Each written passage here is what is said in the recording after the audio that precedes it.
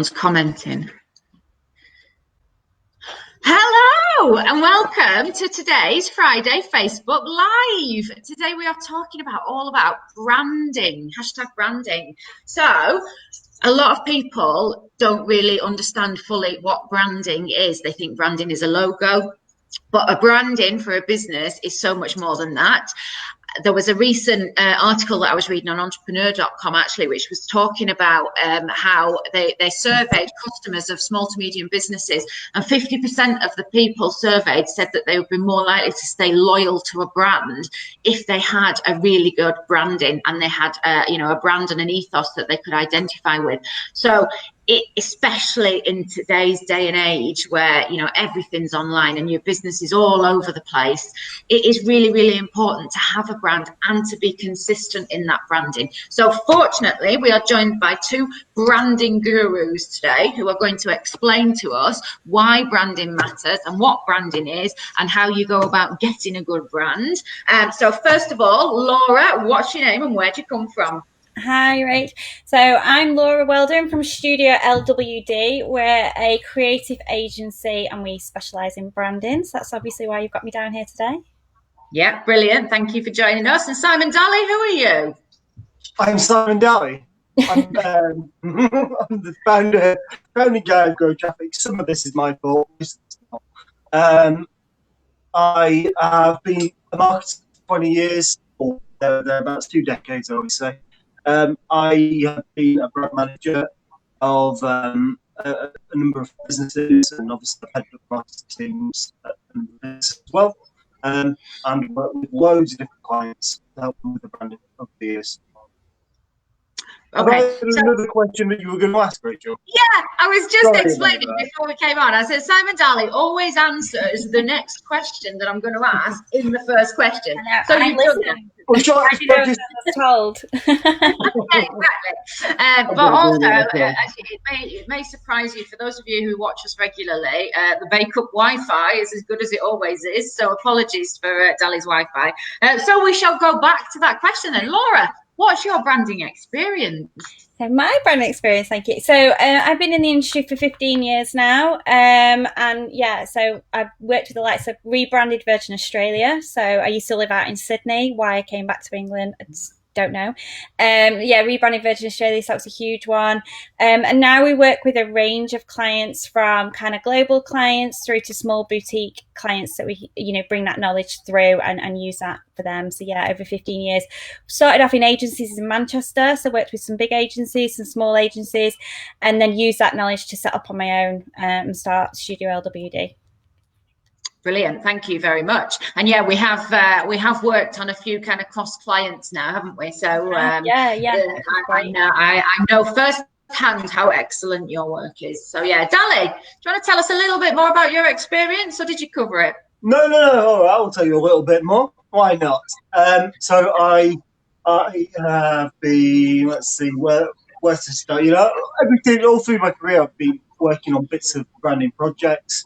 I was the brand manager at We Buy Any Car during the marketing launch campaign. I was involved in the development of the initial TV and radio advertising campaign. Fortunately, I left just before it went live, and when it went live, it came out with this really annoying jingle that I had nothing to do with, and that meant it went meteoric. So whilst I can claim credit for the look and feel of some of that branding, I had nothing to do with the annoying jingle. WeBuyAnyCar.com. The important bit, basically, that made it work. Which is annoying. So I've been, I've worked both client side and in agencies and in-house as a marketer. I have headed up a number of marketing functions at various businesses. I have carried out rebrands for those businesses. I was the brand manager of Bright HR for 3 years, which is like the leading. We don't need to know your entire CV. I'm just hoping there's somebody's out there that's going to give me a job. Here's a job, mate. Okay, well, thank you very much. You've worked on branding campaigns. We've got it. Capiche. I've carried out loads of branding for GrowTraffic clients as well, loads of branding workshops. Yes, yes. And Okay. normally I would be wearing a hat. I like Your wearing branding a hat, hat. but I left it on a boat in Rhodes in the Yeah. Aegean Sea, so I've There were lost it. many tears about the loss of the branding hat when you realised you'd left that there. That's what happens when you get drunk on boats in roads, isn't it? You lose your branding hat. Right, anyway, let's get back to the point. First thing I want to ask you both, and I'm going to come to you first for this, Laura. What is branding? So many businesses think that branding is just getting a logo, and loads of people come to us and say, I just want a logo. Can you just give us a logo? 50 quid, just a cheap logo. So why is that not good branding? Well, your brand is much more than just a logo. A logo is just a mark, basically. It's everything else that goes along with it. So I always say to my clients, think of a brand like Nike, for instance. You've got the tick, that's the logo, that's your mark, but it's everything else that supports that. So it's your visual identity, it's what imagery do you use, how do you speak to your customers, what's your tone of voice, do you have supporting elements, do you have supporting illustrations, even through to stores. So if you have a store, what's your in-store experience? If you have an online store, what's your experience of your online store? So it's everything, every single touch point, and how your customers interact with it, making sure it's all consistent across the board. It's colors, it's fonts, it's everything that makes up your kind of company or business. That's your brand. And a logo is just one very, very small part of that whole brand kit of parts for us when we kind of approach our work and branding.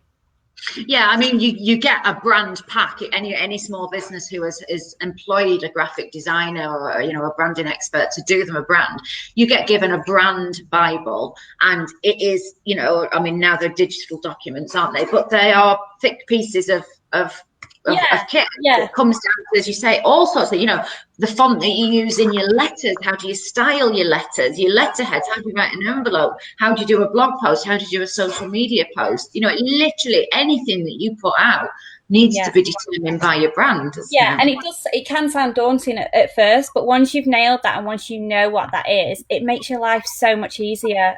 We always call it that kit of parts, and it's kind of, I always kind of say it's liking it to a jigsaw. Once you've got those parts, it's so easy then, you're not reinventing the wheel every single time. So when you do need to do a social post, you're not kind of scratching your head going, oh God, what should this one look like this week? You've got all your assets, you just bang them all together. And that's, for me, that bit's easy. It's getting that brand right, nailing that first, getting that hard work done first, then the rest of it will flow a lot easier from there. Yeah, absolutely. Dan's put as well that the choice of font is important and should be consistent throughout your marketing and websites. And you see that so often as well. And it's just a little thing. When you look at like somebody's Facebook feed or whatever, and they've got, blog images looking one way, and then they've created some graphics that are all italics and bright pink, and then they've got something that's orange and in this bold font, and it just looks wrong, doesn't it? Dali, what is branding to you? What does it mean to you? So I'd say, first of all, what is brand, and ultimately brand is a perception, and it's a perception of your customers, your employees, of like you say, every single touch point, everything that a business does, every piece of output. It's the way that the sales team talk to somebody on the phone, or your sales team in a store. It's every single element.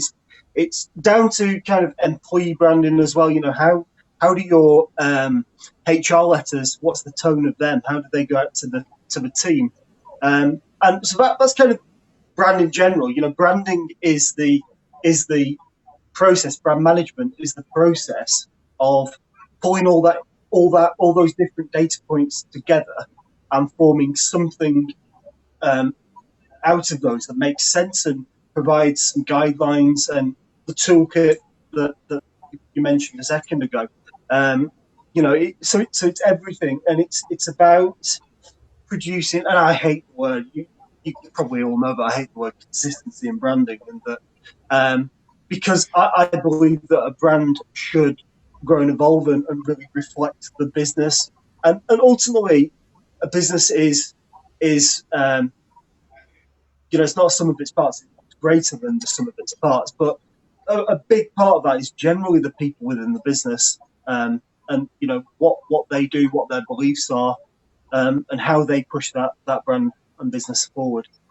Yeah, we had a meeting last night of the Bake Up Business Association, and Alison Jiver from Metis HR did the talk last night, and this was one of the things she was talking about. Actually, she has created a document that says she had 6 points that emphasize how they would, as a business, interact with their clients, and she circulates that to the members of her team, but she also puts it front and center on her brochures and her quotes and everything that she sends out, so that the clients are aware of how they are going to be dealt with, and the principles and the mission statement and what have you of the business, the ethos of the business is front and center, and that's branding, isn't it? That's branding as much as having a logo. And I think that's what's really important when you are doing a brand, is to nail that brand strategy first up. So I know you mentioned it before, Kelly, it's not just, it is doing those brand workshops with the team. So, it's getting those brand workshops nailed at the beginning, getting all your key stakeholders involved,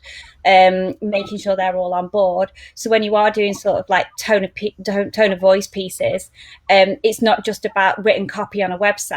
It's about how people are verbally referring to a company or how they're speaking about the company. It is about all of that as well. So yeah, that's exactly right, that you need to think of all those extra options as well. It's not just a written piece of copy. It's so much more than that nowadays.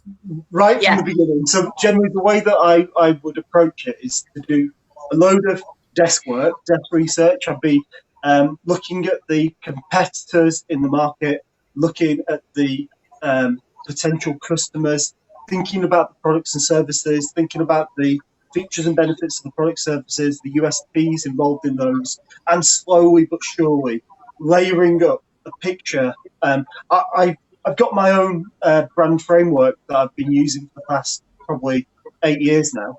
And I modify it ever so slightly when I work with different clients, but it's pretty much the same thing.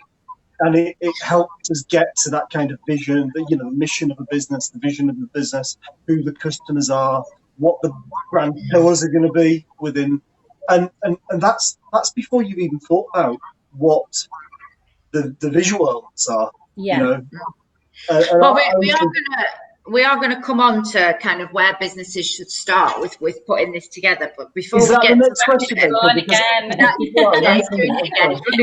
running before you can walk. I want to pick up on something Laura said there. You said more nowadays than it ever has, that all of this stuff matters, and that's my next question really. It's why should small to medium businesses care about branding, and why should they care about it more now than they ever have? Laura, I'll come to you first. Well, there's obviously the first obvious thing, which is COVID, which is boring everyone, but it is, and we're competing more than ever before. We're competing in a completely different arena than ever before. There's businesses that are now going online that have never been online before, having to kind of pivot the business. So, and consumers are a lot more consumer savvy. They're a lot more aware nowadays of what they're purchasing. They're not as loyal to brands as they once were. They will change brands. They don't necessarily, go, I'm an Apple girl, I'll only ever buy Apple for the rest of my life. Suddenly, if a challenger brand comes up, a disruptor brand comes up, people will be swayed. People's loyalties aren't what they were. So people need to make sure that, that they've got their brand nailed. They know who they are. Because people buy into that. They buy into, it's more about being, that kind of tribe and what are people's ethoses? What do they believe in? I think people want that more than just a faceless corporation. So it's knowing that, that they're buying into something, it's trusted. So that's why it's a lot more important now than like you say, just slapping a logo on something and hoping for the best. I think a lot of it as well is, I think it's, the internet obviously has changed the world, but once upon a time, if you think back to kind of the 80s, the 90s, even the noughties to some extent, like you say, if you were an Apple person, you were an Apple person with everything. And there was that brand loyalty went through to everything. You know, you read the same daily newspaper, you voted for the same political party, you shopped in the same supermarket. And it was mainly because if you had some brand loyalty, you knew that brand, you trusted that brand, and there weren't as many ways of other brands coming in and challenging you. So there wasn't, you didn't have somebody else saying, actually, I can do that cheaper, unless, you know, you had maybe a television advert or a radio advert. Whereas now, the internet, you know, there's so much information out there, and it is being put in front of you via advertising. So you're on Facebook and suddenly you've got an advert for a different supermarket and they're cheaper, and you think, oh, well, you know, I might as well go ahead and try that one. So in terms of your kind of customer loyalty, there are so many more ways that it is being tested nowadays, aren't there? That means that brands have to work so much harder for that customer loyalty. Yeah, exactly. Dali, what do you think? How do you think business? Why do you think businesses should care about brands? Because it makes a difference where it makes a difference than just doing so. That's what I'm thinking. So most marketers, when you're doing your marketing, when you're setting your plans, when you're thinking about modeling and all the rest of it, you've got a standard set of conversion rates and you know, kind of things like that. You know, you can potentially get. Branding is one of those things that can help improve all of the kind of standard average stats that your industry might get. You know, if you can get you know, somebody to really buy into and believe in your brand and almost fall in love with you as a brand, then it can nudge your conversion rate percentages, for example, up by just a few percent, which can make all the difference in how you can potentially dominate a market. Obviously, we are GrowTraffic is a digital SEO kind of agency, and you know, since for a long time, online brand has been incredibly important. For Google, I think they introduced the Bins update about 10 years ago, which meant that they were looking for brands, looking for businesses that were brands, and they were promoting them in the rankings. I think Facebook's algorithms understand when a company promoting itself through a Facebook page is more of a brand and therefore should get more reach. So there's all kinds of factors that play into it, but ultimately it's you know, if you can get your customers to fall in love with what you do, to really buy into it and believe it, they should come to you more easily. They should be more loyal, and also you get all that kind of awareness factor going on as well. You know, they will, you know, if something's going on in the economy, they might think to themselves, I wonder how this company would deal with that. And that's, you know, that kind of top of mind awareness that we talk about is all a factor that plays out from branding. I think the other thing as well is, you know, that there just is more information now, or there are more places where businesses are putting out information. You know, once upon a time, yes, you had your staff and you had your customers, and you might put out a brochure. As you say, you might send out a letter or a letter-headed paper or whatever.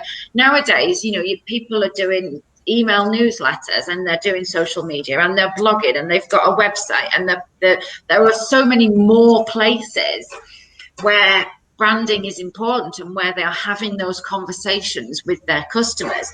And so, you know, coming back to that now more than ever, I think you know, it just is more crucial now that you are, as a business, are consistent in how you are speaking to your customers and how you are putting out images and text and all the rest of it, isn't it?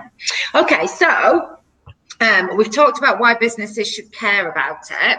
So what is good branding? If we're thinking about a kind of small to medium business and we were going to say to them, you need to get a good brand, what are we talking about, and what is that going to look like to your average small to medium business, do you think? Laura, I'm coming to you first again. Oh, so tricky.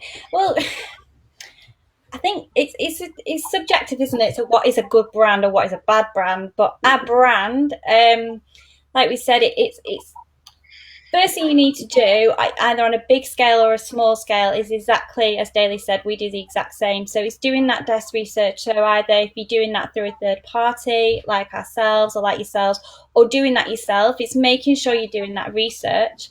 To start with, it's just, I would never say to anyone, just go ahead and start creating, your brand.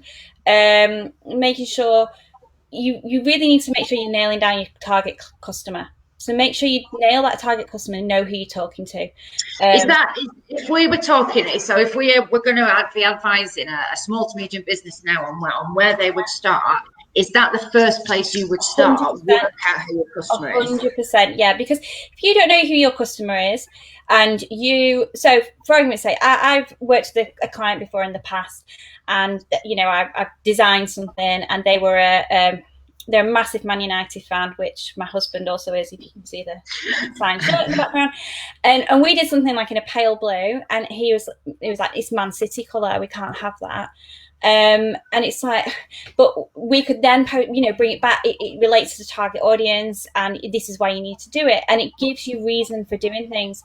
A lot of people, especially when you go on to the next stage, which is visuals, it's it becomes very personal to people, and it does become very emotional, where people go, I don't like the colour blue because of that football team, I don't like this. So if you can nail down your target customer and go, okay, we're selling a brand of perfume, I don't know, and it's appealing to tweens of 13 to 16-year-old girls, then you already know in your head, you've already can start to paint a picture in your head. You can already start to get visual. You can already start to know what you're doing. But if you don't know who your target customer is, then how do you know how to talk to them? The way you're going to talk to teenage girls is totally different to how you're going to speak to 50-year-old males. So you need to nail that down. If you don't take anything else away apart from that, you need to nail down who your target customer is, who you are talking to, and then from that, everything comes from there. So when we're doing buyer personas, sometimes when we're doing content audits for our customers, which we tend to do at the kind of the beginning of the process, and we will, if they haven't already got a tone of voice set up for their online content, we will pin that down, and we go really niche with that, and we will imagine an actual person, and we give them a name, and we say they are this gender, and they live here, and this is the type of house they've got, and this is where they go on holiday, and this is the daily newspaper they read, this is the car they drive. Yeah, we do the exact same. Yeah. And I think this is the brands that they buy, and then you can go, well, we know that they like to shop at Next, I don't know, so they already buy into these sort of brands, so we need to then position it very similar, or they hate these sort of brands, so we need to stay away from that. You look at that, then you can look at those that consumer's buying habits, that consumer's buying traits. It's so worthwhile. And then when we've done that for our clients, say we've got a persona, it's Sarah. I've said to clients in the past, well, what would Sarah do? Would Sarah like this? And it then again takes that emotional connection away. So it's not about you, about if you personally like it, because you personally might not be the target audience, but we know Sarah, our pretend persona, is that we've researched and we know she is. So as long as Sarah likes it, that's spot on. So it takes that emotional connection away, that I think is really important, especially when we're dealing with our clients, because we've got clients that have built small businesses up to really, really successful businesses, and that's their babies, and fair enough, they've got these successful businesses that they're so passionate about. So we have to take that emotional connection away, and it's a business decision. It's not about, the colour and what football team you support. It's very much about that. I also find, and I know, Dali, you hate brand consistency, so I am coming to you with a question similar to this in a minute, but I also find it does help with that consistency in terms of tone of voice and everything, because if you have that person in mind all the time when you are creating a graphic or you're writing a blog post or whatever it might be, and you've got sort of multiple people within a business doing that, again, that just having a single person in your head who you're all talking to helps make sure you are being consistent across kind of multiple people or different teams or whatever. And that being said, you don't always have to narrow yourself down to one person. So we've got clients that have maybe multiple target audiences. They maybe got 2 or 3 strands to the business, so you can create 2 or 3 target audiences, and 2 or 3 personas. Don't just think that you've got to try and shoehorn it into one person. One, and recently in the they did a rebrand because they wanted to target millennials. It was a legal recruitment company, so they wanted to target millennials because they were coming up and through, but they also targeted partners of legal firms. So that was, 60-year-old males and then millennials, and that had to be appealed within the same brand. So obviously that's two demographics that we had to do personas for. So it is doable. You just need to, siphon the two off. Absolutely. I'm going to, Dali, I want to ask you a question. So Liz has put a comment on, in fact, Liz, just on that brand persona, she said she was photographing in an agency last month and they had Mr. Potato Head as their ideal customer avatar. That's a unique one, isn't it? But Dali, Liz asked a question as well. What about the business values? So I think this is an important question to cover, isn't it? Because a lot of people start with, and it's what Laura's just touched on there, what are my business values? What do I like? What do I believe in? And they start there with the brand, don't they? So what would you say in terms of the priority of those things? So I've touched upon my little brand framework and how it works, but if you imagine, I always start with understanding the customer, like we talked about then, understanding the products and services that are going to be sold and the things that make them different. And then the way I like to do it is I like to get a flipboard out and I just like to write lots of words down. And I start to group those words into 3 broad topics, and they start to kind of inform the values that I'm going to attribute to the business. So they start to inform the kind of pillars and structure, and from there we can start to work up the values, which will then go into informing things like the mission statement and vision of the business, and all these things. That nothing's linear. You start looking at one thing and you think you've got an answer and you start progressing, and then you get to a point you say, actually that contradicts that, so I'm going to have to go back to the beginning. I'm going to do some more research, find things that reinform these other things. But I always start with, if it's a brand new business, if it's a relatively brand new business, then start with products and services. If it's an existing business that has is quite well established, then instead of starting with the product, I start with perception analysis, where I look at employees and customers and see what they understand about the business first. And for all these things, competitor research is essential as well, because if you haven't done your competitor analysis, you don't have the baseline to understand how you're different from all of those. And like I say, it's not linear, it all feeds into itself. So I think competitor analysis is a really important thing, which I'd like us to touch on. So obviously, when we're doing SEO, competitor analysis is huge for us, because if you want to succeed online, you want to get your website ranking, you've got to know who you're up against, and you've got to know who's currently ranking and what are they doing and what are their websites like and all the rest of it. And it is very similar with it's the same principle with branding, isn't it? You need to, well, I don't know. So we worked with a company a couple of years ago, and they'd done some competitor research, and they put all of the competitors on the wall, and so we want to be completely different from that, so this is what we're doing, and to us it looked exactly the same. So do you think, if you are, in terms of competitor research, is it important that if there's a kind of theme that you stick with it, or would you say in terms of branding, it's better that you stand out and go completely different? Where do you stand on that? Again, for me, that is, it depends on how you want your brand to be.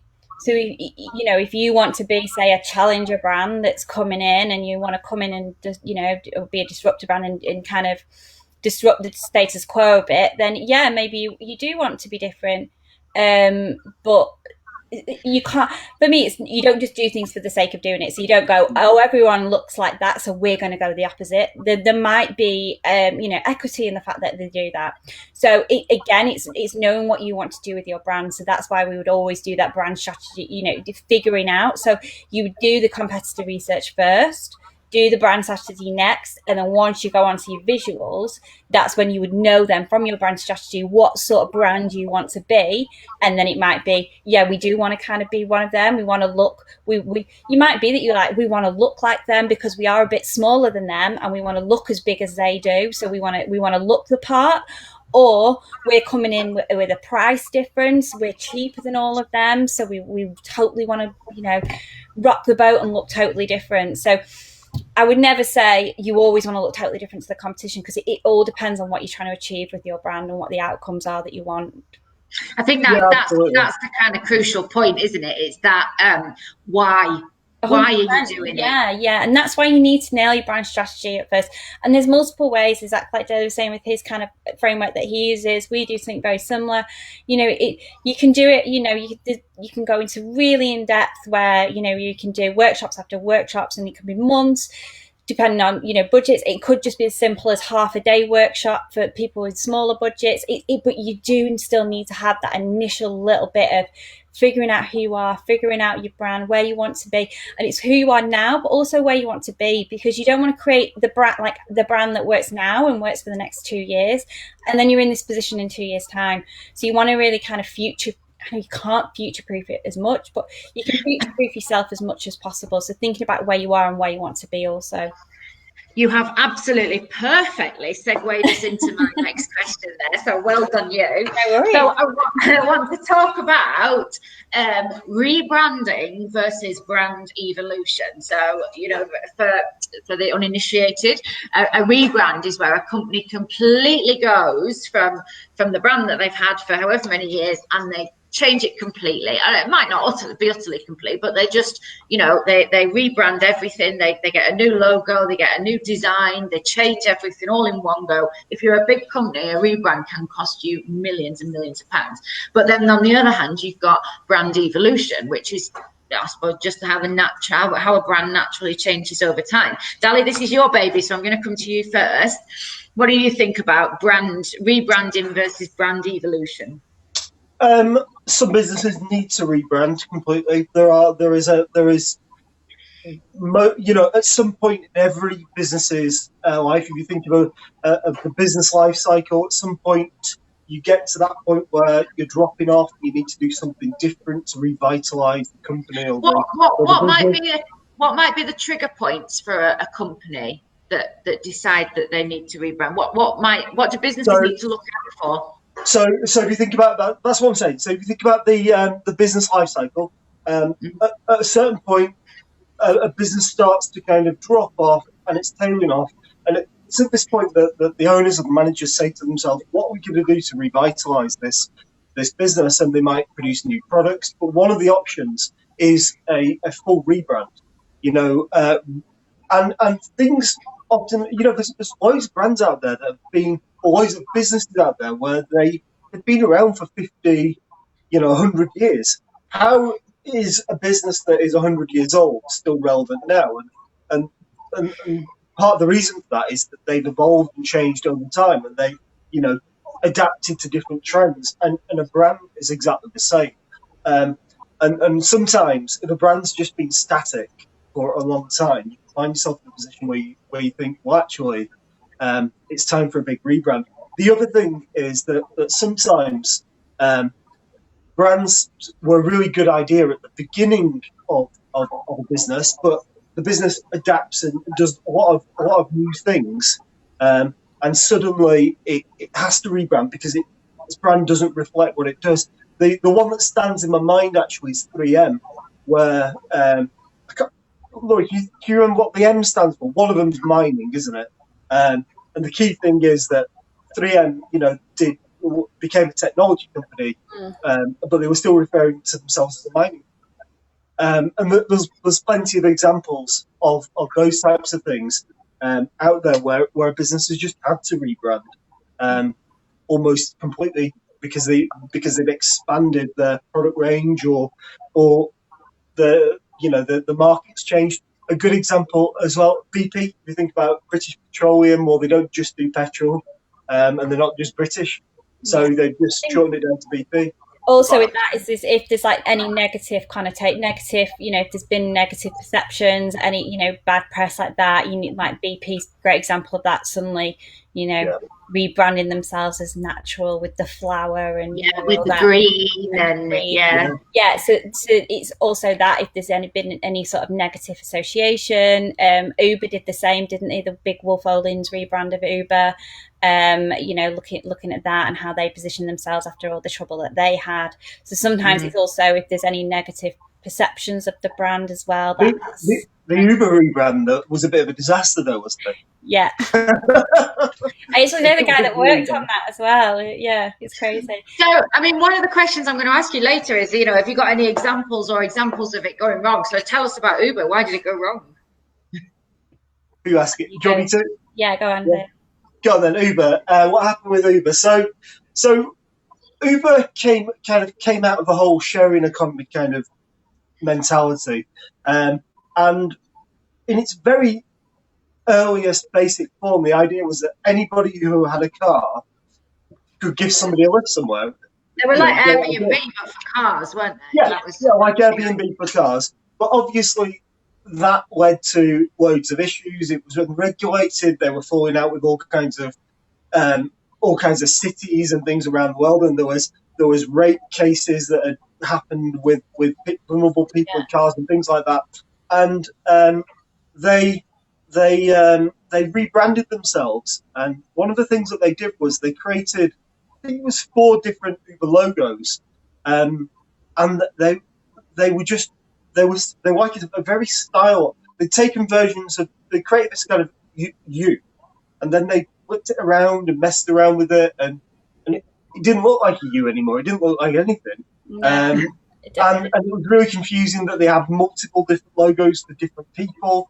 And different types of the business, and it cost them millions of pounds to do, I think, and within 2 years they rebranded back to, I think they use the same font as eBay now, just really simple. Yeah, and I think that's a case of as well, like consumers being really savvy as well. So I think with something like that, it just looked like a case of papering over the cracks a little bit with like, look at a shiny, we've got some shiny new pictures, and so that's where again the whole brand needs to come into play with, they should have done better with the tone of voice, the way they were talking to people as well, not just gone, here's a nice new logo and here's a new picture. Again, it comes back to that, you've got to think of your why, haven't you? You've got to keep coming back all the time. What is the reason that you are doing this? That's got to justify every action that you take after that. So Laura, you were telling us before though about a rebrand that you've been involved with. I don't know, you go into as many details as you feel comfortable with, but why might a company rebrand? Why might a company go for a brand evolution rather than go for a complete rebrand? Well, the first thing we always do when we're kind of starting a project like this is finding out what is the end result. So what are they trying to achieve with it, and why do they feel like they need to look at the brand? And then we'll always advise on either does it need to be a brand evolution, or we go brand evolution or brand revolution, which is then your brand rebrand. So it's because sometimes a client, so you as a client might think that you need a big rebrand, and it might be that you've worked at the company and you're just fed up of seeing the same stuff because you've had it for 5 years and you're fed up of seeing the same thing, and that might be the knee-jerk reaction. But it might be more that you need a brand evolution. And that's where it is more about that it is kind of like we can change your brand identity. So that's what we were talking about earlier about your brand kit of parts. So your logo could stay the same for argument's sake, but we can look at, supporting imagery that goes with it, maybe introducing a different colour because your colour palette is red and green and you're fed up of seeing red and green. So we bring a yellow in. That's the 3 awful colours I picked there. They don't actually go. I don't know how to pick those. But it's kind of looking at you don't always have to. So again, it's what you are trying to achieve with it and why you are doing it. So if a client came to us of that and said, look, we've got really negative perception of the brand, or like you said about 3M, it represents something that isn't us anymore, then completely do a rebrand. But if it is more just the one we've just done, that was a brand evolution. That was just that they just started offering a few more product offerings. the brand was really disjointed across the company. They'd opened an office in America, they'd opened an office in Europe. And one of the big things we found was when we started doing interviews with the staff is they didn't even know how to describe the company. So everyone was describing the company different. Someone described it as an agency, someone described it as a consultancy, someone described it as we're partners. And that for me, like exactly like Dale said, that's branding as well. You know, you all need to be on the same page. So that was just a brand evolution where it's like, let's just get all your staff on the same page again. You know, we don't need to reinvent the wheel on it. You don't need you know, a brand new swishy logo and, you know, loads of, you know, new images. We can just tweak what you've got, get you back all on the same page, you know, put it in a nice graphic package, you know, and that's working really well for them. Okay, thank you. My next question really is about kind of why is consistent branding important? And what I mean by that question for me is that one of the things we're always telling our customers is that you have to be consistent across all your platforms. So if you want your brand to be recognized online, you know, you've got to have the same logo, and it's got to be on your Facebook page, your LinkedIn, your Twitter, your Instagram. Your banners have got to match. That's got to look the same as your website. The emails that you're sending out have got to be consistent.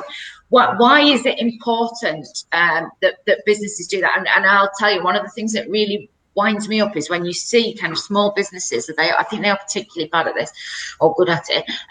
You'll go on their LinkedIn and they'll have quite a corporate image, and then they'll go on their Facebook and they'll have a stock photo of somebody sat in a field, and then you'll go on Twitter and they've got something completely different, and you're like, who the hell is it? And I think people think, you know, oh well, it's a corporate audience on LinkedIn, so we'll have a corporate picture, but it's a bit more flowery on Facebook, so we'll have a softer image.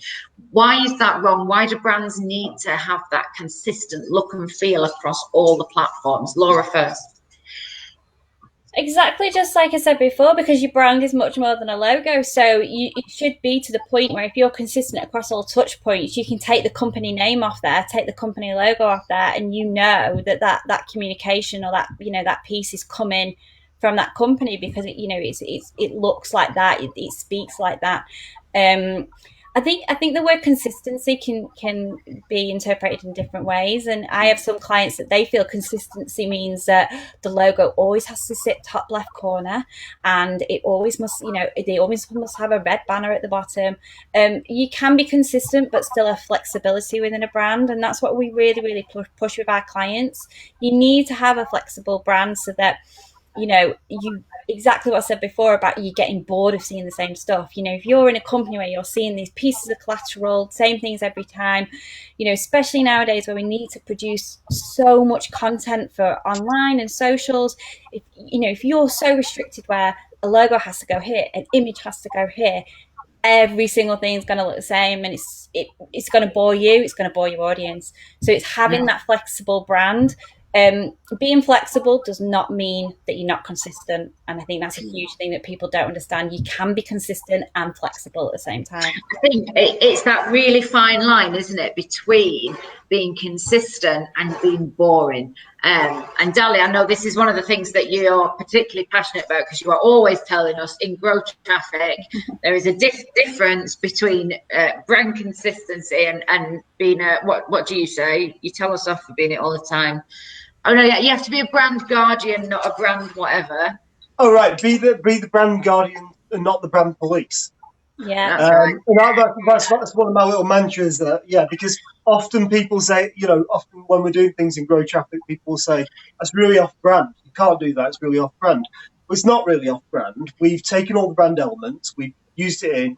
You know, if you were to strictly look through the brand framework, if you were to look through the brand guidelines, the Bible, you'd be able to look at it and say, actually, it does works. It's just slightly different than some of the other things that you've done before, and that's okay. That's flex, isn't it? That's having the flexibility to be able to experiment and do different things, and it's because it's really important with a brand that, or with all kinds of creativity, really, that you explore different ideas and that you don't refine things down to the point where all you've got is a green background with yellow writing on it in our case, which is where you could go, ultimately, and that's and I think it's really important to remember that there are different people within a business with different ideas, and that who's to say any of them are right or wrong? Really, it's how those things balance out with the perception of the brand and the business that your customers have. And so what I say is push the envelope, go and try and do different things, see what happens, and then at some point or another, stick everything on the wall and say, actually, this is inconsistent, this isn't working. Put that to one side, and you'll see the majority of the stuff that you've done has got some consistency about it, and then everything that's on the side is inconsistent. You then look at it and analyse it and say, why is it inconsistent? What have you done differently here that we wouldn't do again? Take that element that goes back into the brand guidelines, persevere with the stuff that you've got on the wall in the middle. So we are kind of coming up to time now. So I've got the two questions that I always ask, but before I come on to those ones, a lot of businesses at the moment, a lot of kind of small businesses and sole traders as well, they've had a rough bloody time with COVID. Money is short, business has gone to the wall, but they need to get themselves out there. Maybe they've had a bit of government funding. They need to start promoting themselves and bringing that business back in. How would you advise a kind of small business that's a bit tight on money at the moment to do that? Would you be saying go for a rebrand and put your money into it and get yourself out there and completely refresh and start again? Or do you think that kind of brand evolution, a little bit of just pushing it forward, would be the place that most businesses need to start? Laura, how would you advise people at the moment? Again, for me, it would be what they're trying to achieve. So it would be what they're trying to, if they've got a solid business that was working really well pre-COVID, and it's purely just because of COVID, it might be that they just need a few little tweaks, a new little pushes in the right direction for the new normal, as everyone says, and that could be all they need. But it might be that, I know a lot of businesses that weren't working pre-COVID and then now definitely not working COVID. That might be when they need a big rebrand. So I think it's a case of looking at where you were pre-COVID and using that as your starting point. I've got as well some little books that are my go-to that I thought if you can get, they're like £6 or £7. This one's really good, so I can put you that. So this is The Brand Gap, and it's by a guy called Marty Numio. I don't know how you pronounce his name. Yeah. So that's, if you guys can get that, that's amazing. There's also if you could. If you could put these as well after Laura, we put them in the group. Carry on telling us. And then there's that one. There's 3 of them. There's like £6-7 each, and they're amazing. They're all like they're by the same person. Yes, yeah, all by the same person. And if you go on Amazon, sorry if people don't like shopping on Amazon, but usually if you go on to get one, you'll go, do you want to buy all 3 of them? And you can buy all 3. They're really great just as a starter of a bit about branding. It's all about kind of brand strategy. I love them. I recommend them to everyone. Even I read them at night time before bed. I'm really sad. But yeah, they're really, really helpful. And for £7 or £8, it's worth just getting your head around and having a little read. If you're interested in it for your business, I definitely recommend them. Brilliant, thank you. Are there any other places that you would send people who are looking to kind of get into maybe starting to investigate the brand a little bit more, or maybe if all they've got is a logo and they need to start expanding that to include their tone of voice and everything else? Where would you send people to start? Sorry, somebody's at my front door. Just a minute. Talk amongst yourselves. I know, yeah. Well, definitely start with these books, and then it's a tricky one, really. Probably look at your competitors. I think that's your next place to start, really. What would you say, Simon? Yeah, I always. I mean, there's so many resources online now. There's so much stuff that you can read. I've been listening to various various audio books about marketing in general and branding. I think I listened to one about branding over the last few weeks. But there's so much stuff online. You can read all my stuff about the branding cycle if you want. There's quite a few bits on there. They're on the GrowTraffic website, aren't they? One of our most visited pages on GrowTraffic. I think that is a really good point, though. You know, there is a lot of help online. I think to the detriment at the moment, perhaps there's a little bit too much help online. But basically, you know, I know a lot of people who are running little groups, little, you know, 5-day challenges, workshops, all that sort of stuff.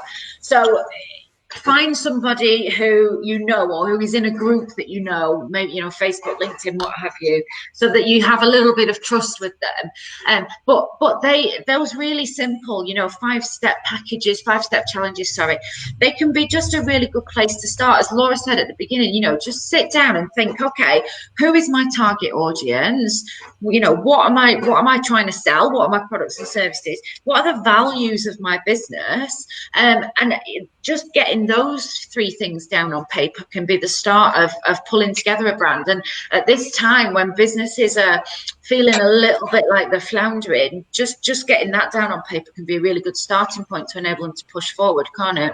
Yeah, massively, yeah.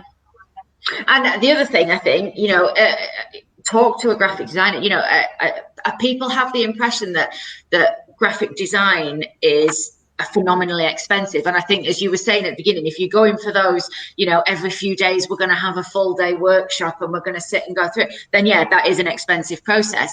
But I think most of you have, you know, just like briefs, creative briefs, that sort of stuff, which you can work through with people, as you said, in like half a day, can't you? Yeah, we tailor ours. So for what we do, we kind of tailor it. So obviously, depending on the business, depending on the size of the business, we can tailor it from half a day to depending on what they need. So I think that is a definite misconception that, you know, it can be. I spoke to someone the other day and they were like, you know, is it 50 grand? I was like, I wish it was 50 grand. You know, I wouldn't I wouldn't be doing many of these. But yeah, it's, you know, it's not crazy money. And the way in which we work is very much, we work to people's budgets and, you know, things like that. So I think people, it's just having the conversations with people, reaching out to people and seeing what is possible. Yeah, I mean, when we had GrowTraffic rebranded, which was before I met you, Laura, but I think we paid about £1,000, and we got the brand Bible. We did, you know, the bit of the process, blah blah. We also paid for it in installments over, I think, about 6 months. So, you know, I know £1,000 is a lot of money to a lot of businesses at the moment, but as Laura said, you know, you can be flexible, and there are so many things online out there at the moment that will help you at least start to shape this process. So utilize them. Any others before we move on to my last question? Any other resources, websites, tips, apps, anything else anyone wants to mention? No? Oh, my branding framework's available on GrowTraffic as well. I've talked about it. Yeah, people download that. Okay, where is that? Is that available as a download, or is it on a blog post? So, yeah, there's a blog about it. I think there's a download button on there. You can tell I'm right across all the content that's available on the GrowTraffic website. Okay, so in that case, my final one is the conclusion. What if I was to ask you for your one top tip that you would give businesses at the moment who are, you know, in that position that we've talked about and they're not sure whether they need a rebrand, they're not sure whether they need to just evolve the brand, they're not even sure what their brand is, what would you be telling them at this point, Laura? Just exactly as I said earlier, just make sure you know what it is you're trying to achieve. So make sure you know who your target customer is, make sure you know who you're speaking to. And then make sure you're super aware of what you want to get out of it. So if you do go down the route of speaking to a third party, such as ourselves or someone else, know what you want to get a return on that investment that you are investing into your business, of a brand, a rebrand, a brand evolution, whatever it is. You need to have an end result in mind. So if that is changing perceptions of your brand, if it is saying we've got new products or services, whatever that is, it's knowing what your end result is, what you're trying to achieve, and then working back from that. Yeah, absolutely agree with that. Dali, what would you be saying? In addition to everything that Laura's just said there, I'd also say be honest with yourself and be authentic. So yeah, absolutely. You're going to bring some of those little subjective kind of opinions that you've got about your own business, your perceptions of the market, how you want to position yourself, but be objective about it. There was a certain builder's merchant that positioned itself with kind of black and gold and silver, looking like Aston Martin in many ways, and they were a builder's merchant, and the branding that they developed never worked with for the kind of one-man band builders that they were working with. And eventually, a few years ago, they redeveloped it again. It's green and black now, and it works. It's right. That's knowing your target customer, isn't it? Knowing who you're talking to. Yeah. Yeah. And also understanding yourself that you might think that you offer good quality products, but it's not necessarily luxury products, is it? No. There's nothing wrong with that. Everything doesn't have to be premium, does it? Exactly. Yes. I think that would be absolutely my piece of advice is understand what your product and service is and who you are targeting it at. And this, we go through this process sometimes, if we have for example, an e-commerce client that comes to us and they say, we're not selling any products via our website, do me some SEO. And sometimes it's like, well, hang on, let's take a step back a minute. Have you got the right products? What's your branding like? Are you trying to sell them to the right people? Sometimes it is a case of taking that step back, starting from the beginning and saying, okay, what is it that I do, and strip it back to that simple thing and then build it up from there. And always think about the why. Never just do things for the sake of it. Don't just, as we've already said, don't just go like, I need a rebrand. Well, why? What are you trying to achieve? What's your goal? Put some KPIs out there, and then at least you can measure it and you know where you're going. Okay, thank you so much. Sorry, can I ask Laura a question? You were talking before about Uber and how that rebrand went horribly wrong. Talked about that. Is there any others that stand out to you? Oh, you put me on the spot now. So, sorry. No, I can think the other one that really stands out to me, and I think it's often quoted, is when Pepsi rebranded Tropicana, and they rebranded the thing, and they took the orange off the front of the carton.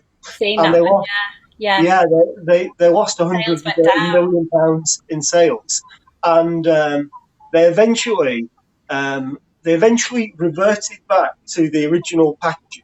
And the only thing they kept from this kind of, I think it was like a £5 million rebrand. Yeah. The only thing that they kept was the squeezy top that looked a little bit like an orange. Yeah. And the other thing about this is that that rebrand was done by who was it? Was it Mackenzie? Like one of the most Orlando or someone like that. I don't know. Yeah. One of the big boys, anyway. It was like the original marketing branding agency in America, and essentially that mistake put them out of business as well.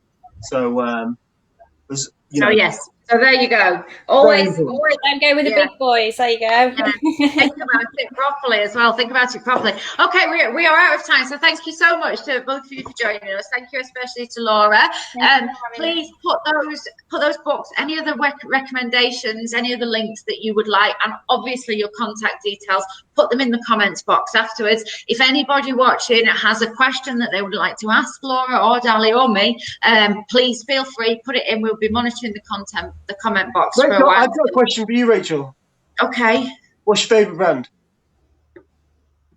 Oh God, I don't have a favourite brand. No marketer can ever answer that question. Right, let's crack on. Right, okay. So thank you so much. As I say, put it in. Liz has found, thank you, Liz, efficient as ever. She has found Dali's framework and put the link in the comments box. So if you want to download Dali's framework, please go ahead and do that. Otherwise, any questions, ask us. Thank you very much for joining us. I would say let's go and get a cocktail, but it's not even nice weather, is it? But thank you very much.